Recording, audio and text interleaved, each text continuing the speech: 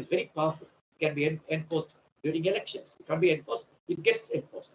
Nobody can enforce it in that sense. So social contract comes into being when the governors and those who are governed are very close. It's a friend line of governance, and people meet the persons who are not ruling exactly. Panchayats don't rule; they are trying to govern. So this is face-to-face democracy, and because of that, you have to respond to needs. Because people know what panchayats can do, they will perform their duties, voluntary service. They will even contribute taxes because they know how they are getting spent. So the trust in governance increases, the distance decreases. So these are the advantages of panchayat. People know, see, respond, and the panchayats also do something. And that's why there are a lot of features of what is called good governance. Good governance means transparency, participation, rule of law, due processes. All those things have to be observed in panchayats because they are, as I told you, they are very close to people. So when COVID hit Kerala, there was a lot of praise for Kerala, even though now Kerala is not doing very well. Still, our initial approach has helped Kerala because our health department is never overwhelmed, even during the second wave. Of course, we have a lot of cases, but the trend line of the governance system, led by the panchayats, they gave a lot of more than health. They gave, of course, through the health institutions, but they gave a lot of solace, a lot of social security and food security. They took care of the poorest of the poor. They took care of the elderly. So they became the front line of governance. In fact, more than participate people's planning, it is a COVID which established the panchayats of Kerala as the real front line of governance. Everything got conversed at their level. So that is something which we need to note. So that is the importance of panchayats, not only in Kerala, even in states where panchayat raj is very weak, they got together and did a lot of work to avert the worst form of crisis. So with this introduction, I tell you the national situation, Kerala is far ahead. Next would be Karnataka. South Indian states are relatively better, but the poorest states of India are weakest in Panchayat. UP, Bihar, Chhattisgarh, Rajasthan. It doesn't work. Also, Panchayat Raj is quite weak in Punjab and Haryana. In West Bengal, is reasonably okay.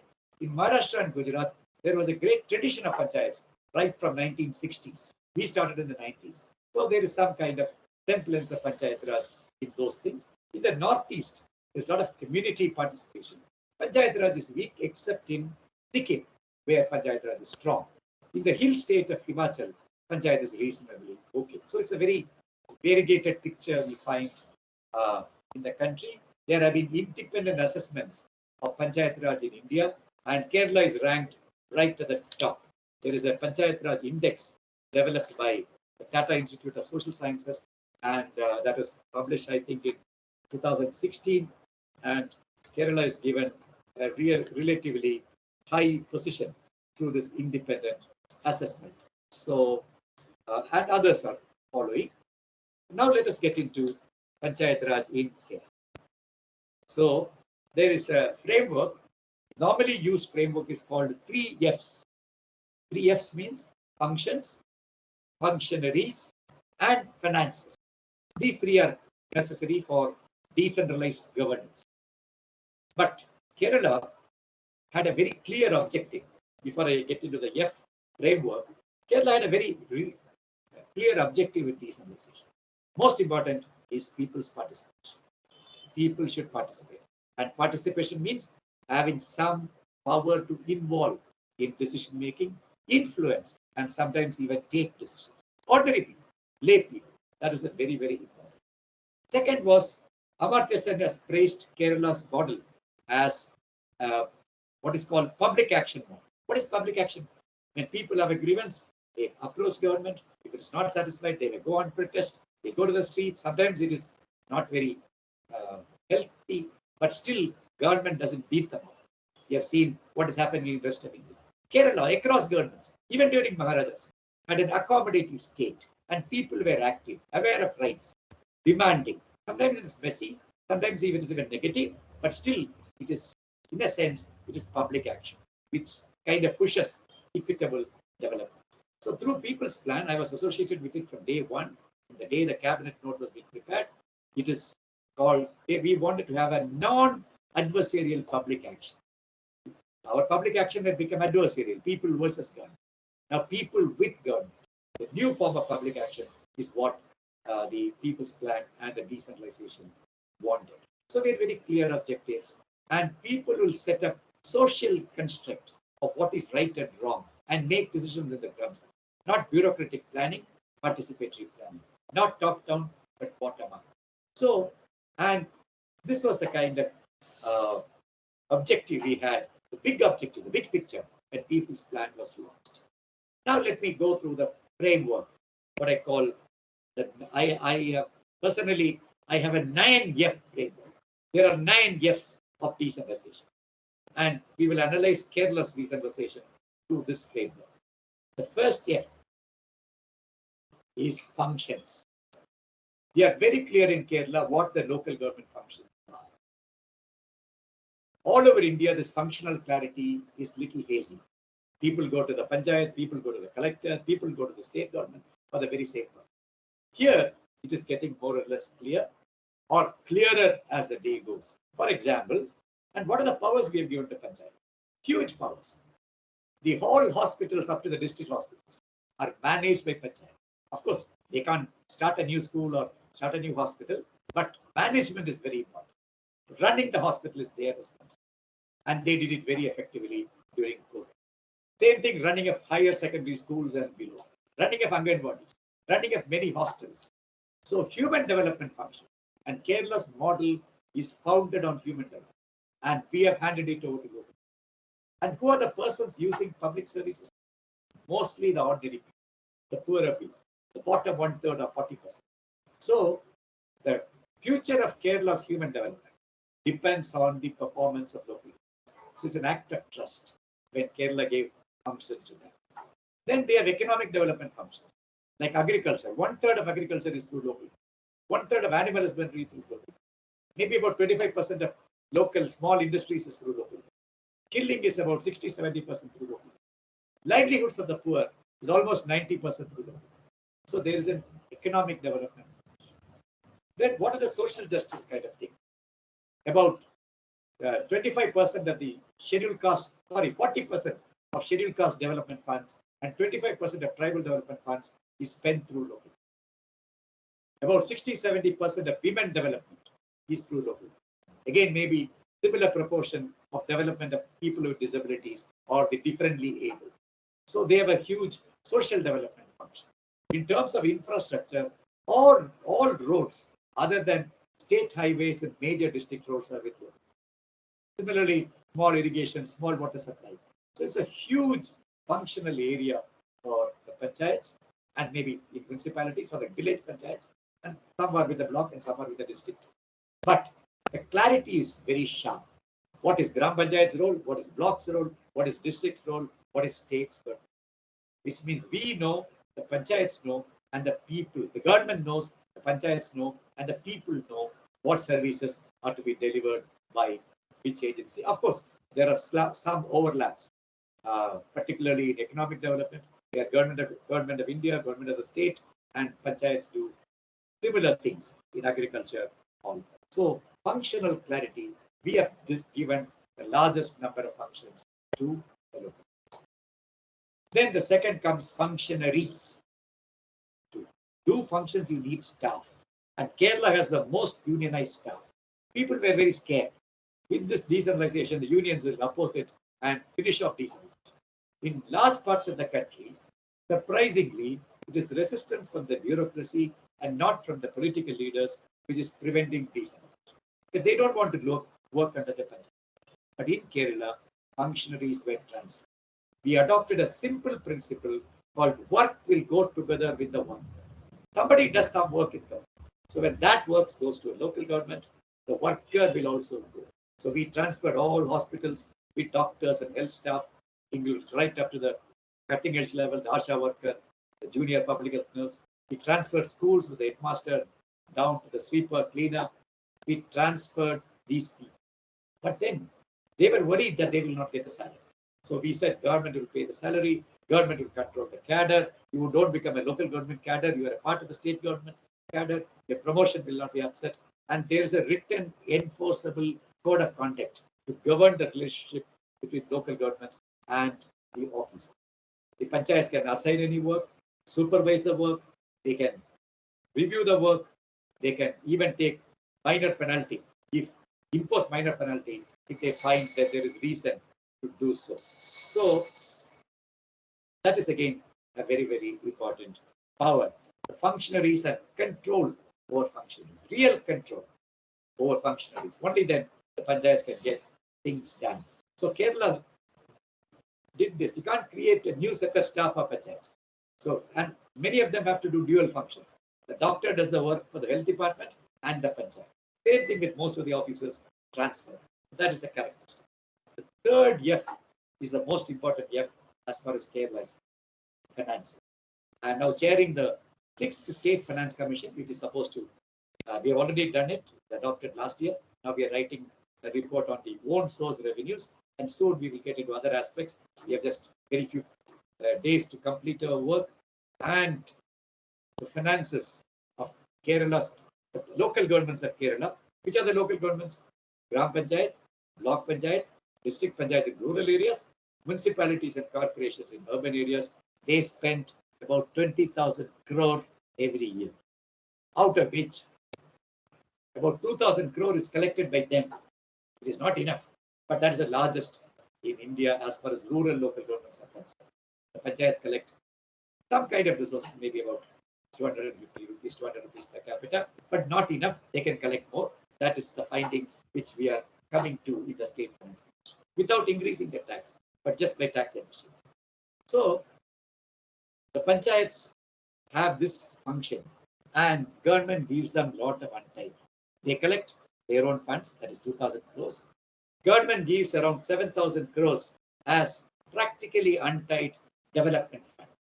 An untied development fund means they do people's plan and they can spend it as they want. Not on anything. There's a framework. You have to spend 30% for the productive sector and not more than 30% for infrastructure, 10% for women, and certain percentage for scheduled castes and scheduled tribes according to their population, and 10%, that's very important, on schemes of care and compassion for the elderly, for the children, for the differently abled, including palliative care.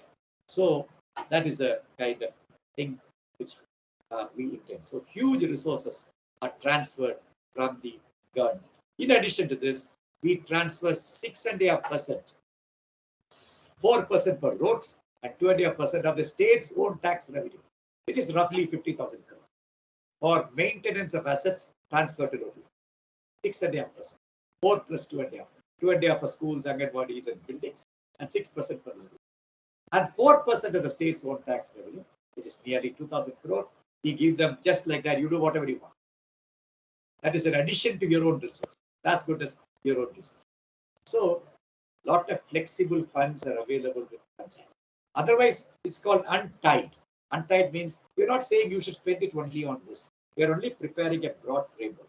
So they can do which road, what road, they can do for which building, to what scheme to do for the scheduled caste, tribe, poor people. So it is all with them. So that is their freedom. So flexible resources, quantum of resources, and freedom of use. Autonomy, that is a local government. It is this autonomy which makes it a local government. Otherwise, they are just agencies of government. So this autonomy is mainly through the third F, the finance. Then, of course, it's free-flowing. There's a separate budget document which gives the panchayat-wise allocation in Kerala. That is very important. And the panchayat in February is presented along with the state budgets. So that gives this allocation a lot of sanctity. It is protected through a budget document. It can't be diverted. And last 3 years, when government allocations get cut because of the financial problem, worsened by COVID, the panchayat allocations have not been cut because they are doing a lot of important work. And I told you the finances are the most important part of Kerala's decentralization, of which the most important part is formula-based allocation. When you give There's so much of money. There's about 12,000 crores are untied. 12,000 crores is untied. Some are schematic funds like Mahatma Gandhi Rural Employment Guarantee, housing where it is purpose, which is all the 20,000, but about 12,000 goes, 12,000 crore goes practically untied to development fund and the maintenance fund, which means it has to go according to a formula. Otherwise, important, more powerful panchayats will get more money. I can tell you, you may find it difficult to believe from 1497, last 24 years, funds have gone only according to a formula. Nobody has any discretion. The finance minister does not even see how much allocation goes. It is done by a computer. Difficult to believe. We are very proud of that. And I mean, of course, we can't take credit. It's basically the political establishment which saw that there should be fairness in distribution of it. And this is not a formula, just an ordinary formula which gives weightage to backward. So the backward panchayats, which are generally less powerful politically and geographically distant, like some distant panchayats in Idiki, Wayanad, Attapadi, Kasargod, they all get their money on the first week of every month according to a formula. They don't have to run after them. Irrespective of their party, the BJP panchayat will get its allocation irrespective of its party, like the CPM panchayat or a Congress. Otherwise, even Government of India does not follow such absolutely fair, neutral allocation of funds. There was a very interesting incident. There's no time to tell anecdotes, but this is very important. I think it was in 2008. The personal Gram Panchayat, there he's a native of that Gram Panchayat in Alappuzha district. I think it's Punnapura. One of the Punnapura, there are two Punnapura Panchayats.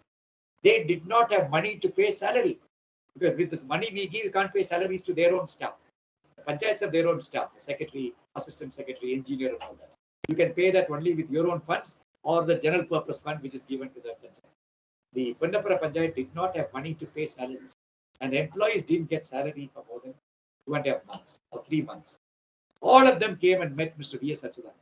He was the chief minister of the state and said, give us a special grant. We cannot raise it. It's a very poor panchayat. Our own resource raising is very limited because there are no theatres or very small theatre. The houses are all huts in the coastal village. So give us some money. Mr. Achuthan then in his own hand wrote, please examine. So we were also in a dilemma. If we start giving grants, then a lot of panchayats will come with a lot of reasons. It's very difficult for government to find out. And what we started 10 years ago would collapse. So we wrote a very polite note saying that Kerala is giving according to a formula. And the Finance Commission is the agency which gives the formula. So the Finance Commission is going to be constituted in 2009. So let us give this issue to the Finance Commission. Let us wait till then. Let us not take a decision because it could open floodgates and we may not be able to respond properly, rationally. Do you know what the CM said? CM wrote, inform this and clarify this to the Panchayat. Refer it to the next Finance Commission. So it was referred to the 4th Finance Commission and they came out with an idea called gap grant. Some panchayats cannot meet their establishment and cost of solid waste management, etc., from their own funds. So we will have to give them grants based on a calculation. So it's done on a fair manner instead of a discretionary manner.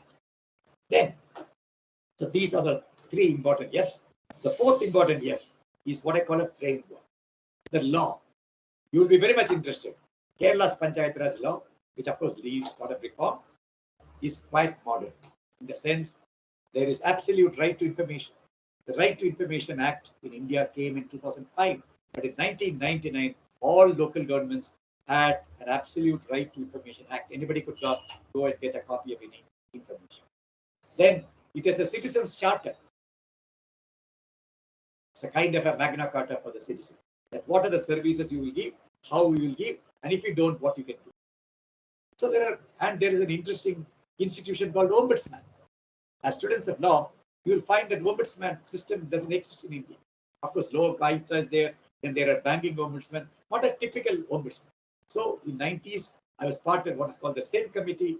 We went into great detail. There was no internet then. We got books searched, talked to people, and came out with an idea of an ombudsman. So there is an ombudsman with local law. A former, he wanted a serving High Court judge, since serving High Court judges are not free, it's a retired High Court judge. And they can even disqualify a Panchayat. Any instance of corruption, malfeasance, non-performance of duty, you can go to the Ombudsman who sits in Trivandrum, hold sittings in all districts. Justice Gopinathan, former judge of the High Court, is a current Ombudsman, and they can take care of any complaint of partisanship, malfeasance, nepotism, corruption, and not only in rest of India, including Lokpal and Lokayukta, they can only advise and government has to act. Here, the Ombudsman has the power to decide. They can recover dues, right or wrong, and even disqualify people. So, this is the framework of Kerala's decentralization. Very powerful framework. Accountability, participation, and clarity. All those things has been put in the Kerala Panchayat Raj and Municipality Acts. Then, the freedom. You can put all the framework, give all money, but government will decide what to do. No. People's plan means they go to the Gram Sabha, take decisions, and decide your priority. What are your priorities? So that is local priority setting. That is local planning. I'm not sure whether this is being honored in practice in the spirit of the decision, but it's happening. It's happening all over. Something is happening. So that is called the freedoms of local. Do you know a local government leader? A local government decisions can't be changed by government. If they want to change, it is an illegal decision. The secretary has to write to government saying that this decision doesn't appear to be right. Then government has to refer it to the Ombudsman, and the Ombudsman has to give a kind of opinion, and based on the opinion, the decision of the local government can be changed. It does not exist anywhere in India. Government itself has limited power vis-a-vis local government. It can't give directions. It can only develop laws which are applicable to all local government. So that is again a unique feature, the freedoms of local government. In most parts of India, the Panchayat president can be removed by the collector. The collector can stop a Panchayat decision, almost in everywhere in India. But in Kerala, even the cabinet cannot do this, of course, according to the present act. Then, so I gave you 5 Fs. The 6th F, I call it facilitation. I coined this word so that you get the F framework. Normally, experts use only 3 Fs, 4 Fs, and sometimes 5 Fs. So I'm now giving you the 6th F. That is the facilitation. You can't direct.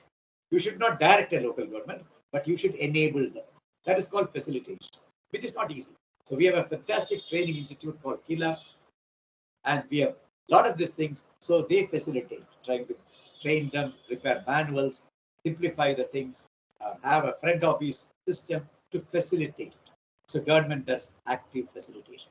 And when they have a problem, the response is very fast. There's a coordination committee headed by the minister, local government, which has been in existence for nearly 25 years. So when a decision is to be taken, otherwise in government it will take 3 to 6 months, even a quick decision, because there are so many consultations are required.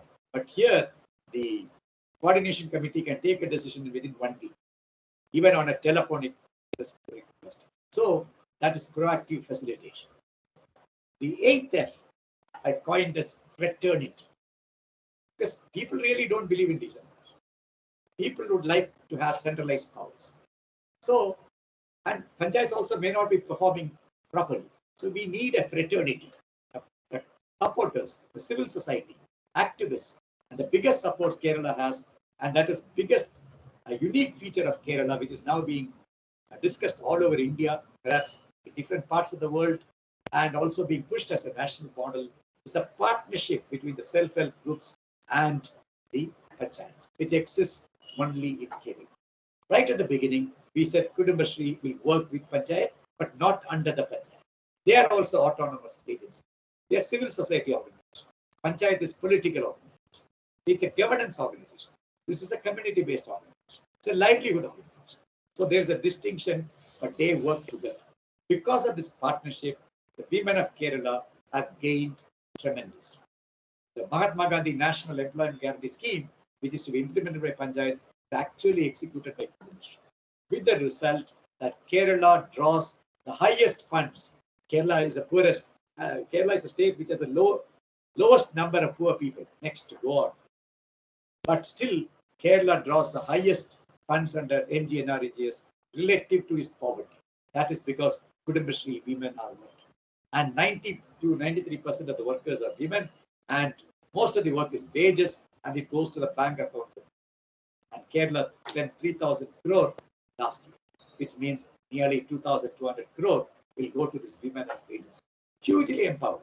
Then 10% of the plan fund, which is 700 crores, they give mostly to Kudumbashree. And Kudumbashree does lease farming, which you know, waste management for on payment.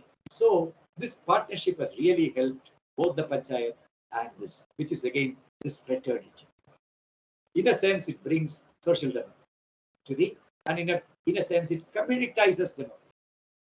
The Kudumbashree women, they number more than 40 lakh families are represented through women in Kudumbashree, and they bring some kind of a silent social audit of the Panchayat. They know what the Panchayats are doing.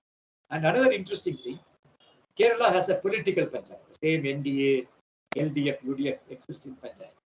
And in the last Panchayat elections, and 50% of the seats and positions are reserved for women. And in the last Panchayat elections, about 70% of women representatives are from the Kudumbashree stream. What is the advantage? Across all parties, BJP, CPM, according to their strength, which means all political parties kind of respect Kudumbashree, they kind of engage with Kudumbashree, and Kudumbashree women now are more than 1/3 of all local government members. And because of that, they can bring a gender perspective, they can bring a poverty perspective, in a sense, a social justice perspective in Panchayat function. So that is about fraternity. The next is what they call functionings, the technical word coined by Amartya Sen.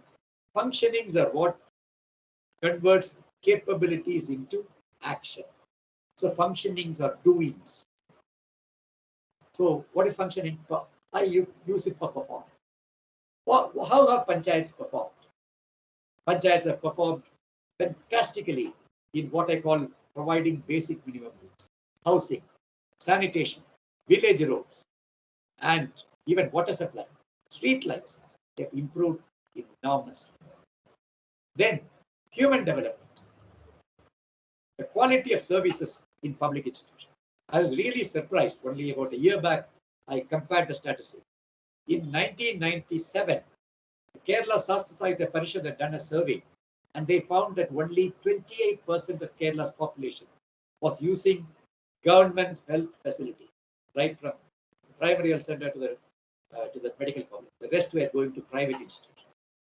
In 2014, when a national survey was done, it increased to 33.5% or something. And now in 2018-19, it has gone to 47.5%. So which means people are returning to public service, having more faith in public service, which means we can only, this outcome, that service delivery has improved. Similarly, you must have read in the papers, a lot of students are returning to government schools. Not spectacular number like public health facilities, but Anganwadis have improved. So service delivery has improved because they are closer to. Then, of course, the roads I mentioned. Civic services, not to the extent we would like. Waste management is still a problem. Environment is a big problem, which we need to address. Ecological issues are cropping up, which were not there when we started people. Now, because of this climate change and all that, it's becoming more and more important, which means the panchayats have to deal with this. Then, functionings, other sectors, local economic development, not very good. How many jobs have been created by Panchayat? Not much. People have been trained. People have small units have been set up, but many of them have not sustained. So that is again an area of concern. Another area of concern is, I told you we give funds in a fair manner, and Panchayats are political. But within Panchayats, there is a tendency to divide funds among the wards. So irrespective of party. So I have one ward, and there are 10 wards in the Panchayat, they get 10 lakh. I will say give 1 lakh to my constituent. Or projects worth 1 lakh to my constituent.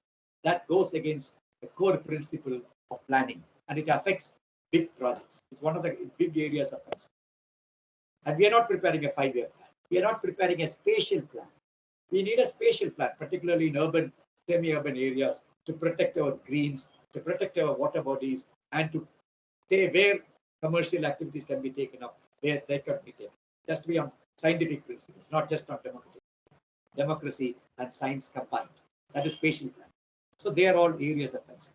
And a lot of people say corruption, which came down sharply with people's plan, is increased. Corruption for benefits, corruption in public works, corruption in allotment of facilities, corruption in licenses. There are a lot of complaints.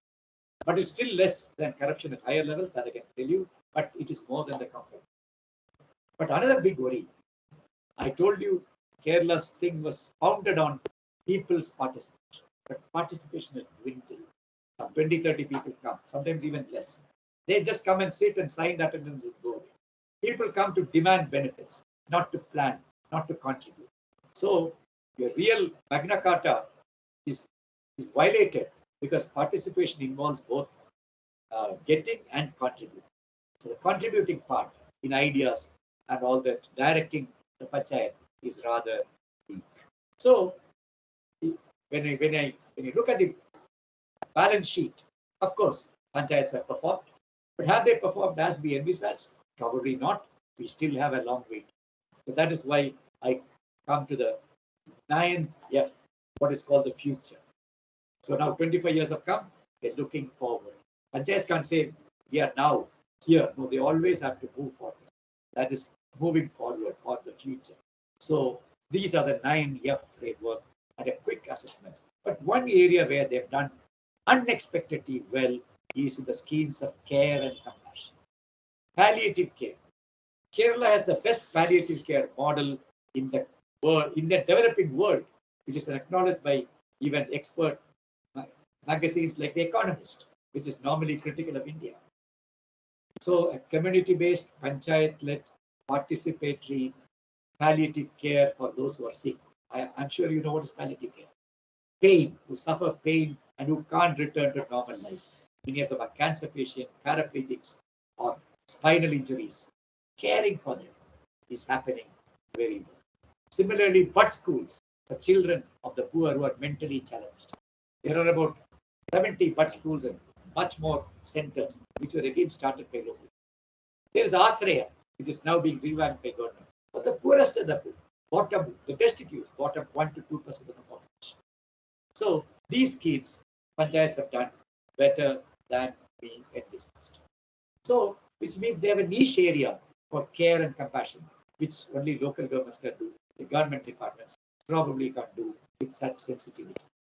So this is an assessment of Panchayat Raj, and I will conclude with some special request to you. We are all law students, so if some of you could take up as part-time work or as a leisure work or formal work assigned by the college on implementation of law in a panchayat, certain features of the law, not the entire panchayat law relating to solid waste management, law relating to participation, laws and rules and orders relating to planning. Are they being implemented? Are panchayats obeying the law? Then you can work with Kudumbashri in your vicinity and say awareness building on citizen rights. Citizens have a lot of rights, particularly citizen rights vis-a-vis a local government. And can you build up from the demand side, from the people side? And can you take 1 Gram Sabha in your neighboring panchayat or even in the city, one Sabha, and try to get more people come, facilitate that through the action of the NSS or your own country. Then there is something called rights-based development, which is the 21st century. Right to work, right to education, right to information, rights of people with disabilities. All these have become rights. Formal rights, enforceable rights. And there are some other rights of the juvenile justice and all those rights of the child. And all that. Are these rights being honored in panchayats? If not, why? If so, how? This is worth studying. It could be even a formal assignment. Let me end by requesting you to take up an activity. There is a panchayat which is not very far from your college, maybe about 10 kilometers or even less, called the Nallanad. It's on the MC road. I was told by some people that they want to develop their panchayat in a model way. And one of the great ways in which law students can help them is with your KELSA or the DELSA is to go in for a litigation-free panchayat. You can make null and not litigation-free. Can't be done overnight. It may take 2 to 3 years. And there is a good model. Maybe about 15 years ago, one panchayat in Kerala called Cheriyanad near Harippan developed a litigation-free panchayat. They developed their own system. And that was a party panchayat. Party in the sense it was ruled by one party, but still everybody came. And 100% of cases were settled by reconciliation, except criminal cases, which of course the law has to take its own course. Civil cases, other disputes, other small disputes, they were all settled by some kind of a hearing, listening, and conciliation process. It would be great if you could take up this kind of work for one Gram Panchayat so that you understand Panchayat. And what does understanding do? I have found people who, I use the word immersion. So students who get immersed in real life activities, particularly dealing with the ordinary people. You go to a scheduled caste colony in Nalanad and find out, even if it is a weekend, what is called rural development tourism, you will become a better person. Your understanding of even law will deepen. We understand law. We understand the philosophy of law. And I was very happy to hear that you want to be socially committed lawyers. So let me throw this opportunity at you and leave at that. Thanks once again for this opportunity and hope to interact further with you and facilitate if you are willing to accept. You can discuss and tell me what you are interested in. Thanks a lot. Thank you so much, sir. We'll surely consider your request. Participants, I'd like to bring to your notice that the session is open for questions. You may now ask your questions. Sir, can you hear me, sir? Yeah, I can hear you. Sir, I'm Nihal, by the way. I just want to ask you that when you stated that there are poorest states, comparatively, the poorest states like Uttar Pradesh, Bihar, they have a less developed Panchayati Raj system. So is it the direct result of they being poor, or is there another factors involved in their Panchayati Raj system being underdeveloped? It's very difficult to find a correlation. That lack of development means lack of local development. It's not, there's no correlation, but if you map it, you'll find it coinciding very well. Probably we'll have to analyze it further from the social capital angle and the political angle.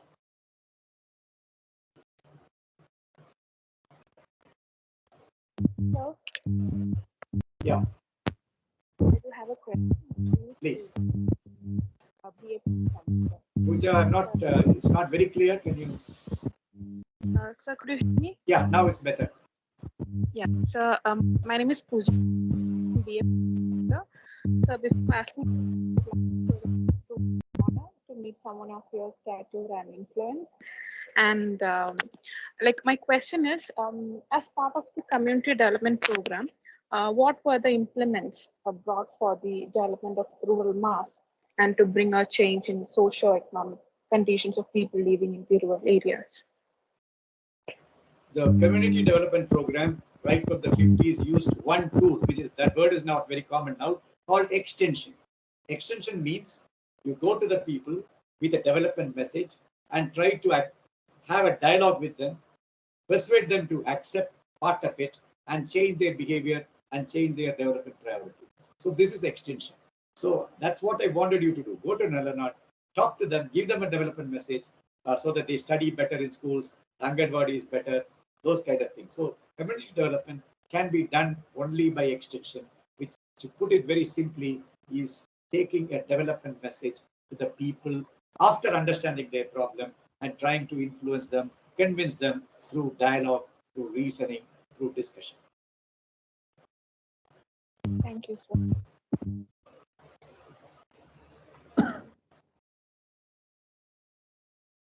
Sir, I am Father Joseph. I have a question. Please. Sir, see, you started with mentioning the 3 F's: functions, functionaries, and finance.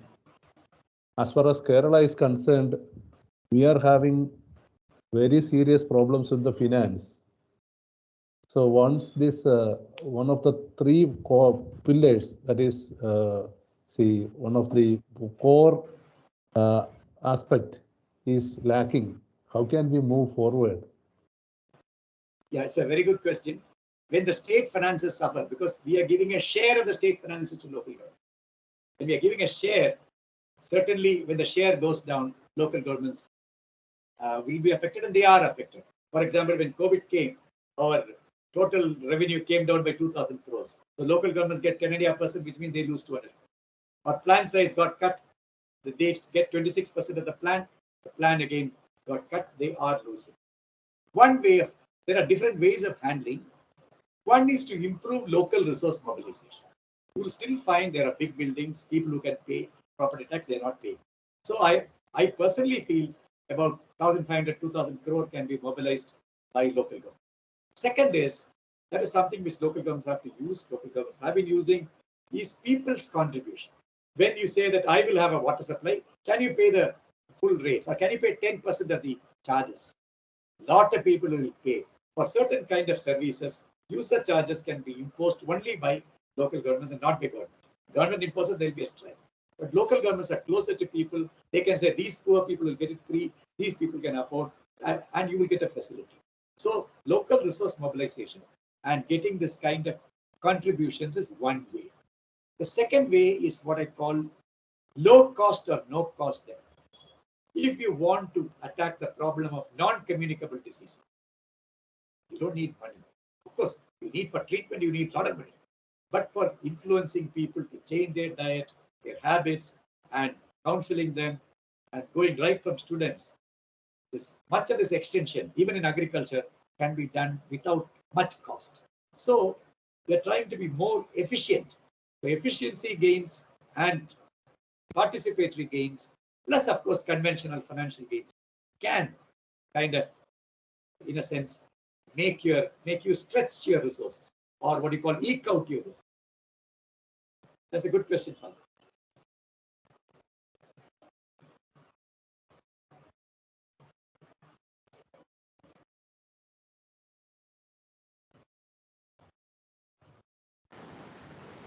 Participants, would anyone else like to raise a question? Good afternoon, sir. My name is Okay. Prakriti Asad. Yes. I'd like to know what are the major problems that is seen in the working of the Panchayati Raj system, and how can we try to prevent it in order to strengthen the Panchayati Raj system? The biggest problem is participation is not to the extent desired. So by strengthening participation, many of the ills can be addressed. Second, of course, capacity and all that, which of course Kila is doing. But participation is an area where students and others can influence. And then certain technical skills like local economic development. Not easy. Very easy to speak, but you can't create employment. So there some volunteers and experts do. So these are some of the areas where we can address. And participation will reduce corruption, will increase transparency. So all this, it's a kind of a mantra for all this ills of current ills of local governments. Thank you, sir. So it's now time to conclude. On behalf of the college, I'd like to invite Mohammed Nihal to convey the vote of thanks.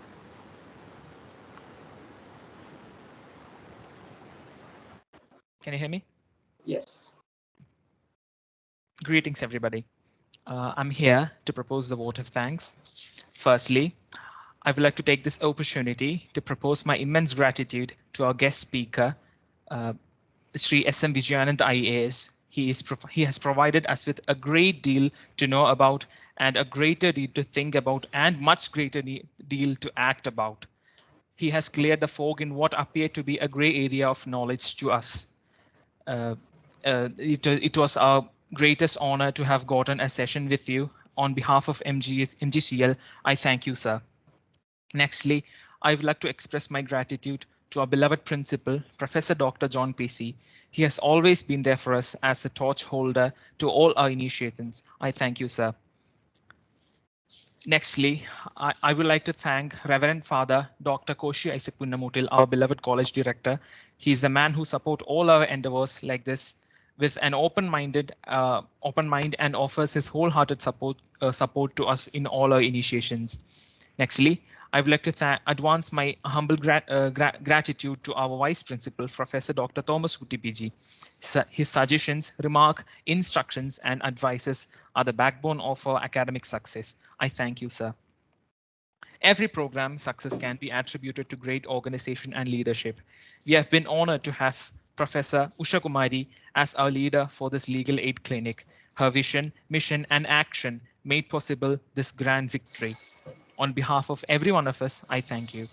I would also like to thank all the organizers of this program who has made this a wonderful success. Lastly, I would like to thank all my teachers, my students, my friends who has attended this program and made it a victorious event. Thank you. So thank you very much, Mohammed Nihal. If I can take your words seriously, I think my time was well spent. Yeah, sure, sir. It was. You talked about Professor Usha. Now I can give you a personal detail. Professor Usha's husband has been my friend for 49 years, a very close friend, Dr. Joy Jodish, which of course I would have come anyway, but this added to my response. Thank you very much. Thank you so much, sir. Thank you, Nihal. Thank you, sir. Thank you all for joining with us today. Hope to see you soon in the upcoming webinar.